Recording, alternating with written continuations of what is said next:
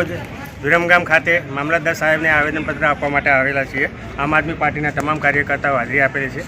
આવેદનપત્ર એટલા માટે આપવામાં આવ્યા છીએ કે ડુંગળી અને બટાકાના ભાવ જે ખેડૂતોને પોષણક્ષમ ભાવ મળી રહ્યા નથી। ખેડૂતોના ડુંગળી અને બટાકા અત્યારે રોડ ઉપર રોડાઈ રહ્યા છે। ખેડૂતોની હાલ બહુ ખરાબ જ છે। ત્યારે સરકારશ્રીને એટલી અમે સચેત કરવા માટે આવ્યા છીએ કે ખેડૂતોને જેમ બને તેમ પોષણક્ષમ ભાવ મળે, ખેડૂતોને તરફ સરકાર ધ્યાન દોરે।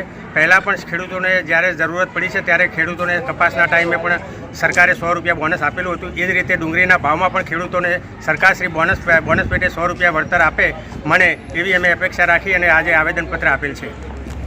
અમે સરકારશ્રીને આવેદન આપવા માટે આવ્યા છે મોંઘવારી બાબતે। અત્યારે દિવસે ને દિવસે કૂદકે અને ભૂસકે મોંઘવારી વધતી જાય છે।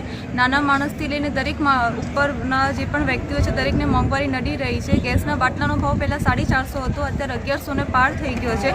ખાદ્ય પદાર્થનો ભાવ એટલો બધો થઈ ગયો છે, દરેક ચીજ વસ્તુમાં ભાવ વધી રહ્યો છે। તો સરકારશ્રીને નમ્ર વિનંતી છે કે તમે લોકો જે બી હોય નીચલી કક્ષાના માણસો કે જે પણ જે મધ્યમ વર્ગના પરિવારો કે અમીર વર્ગના પરિવારો, એ લોકો એમ કે છે અમને કંઈ ફરક નથી પડતો, પણ જે બી ફરક પડે છે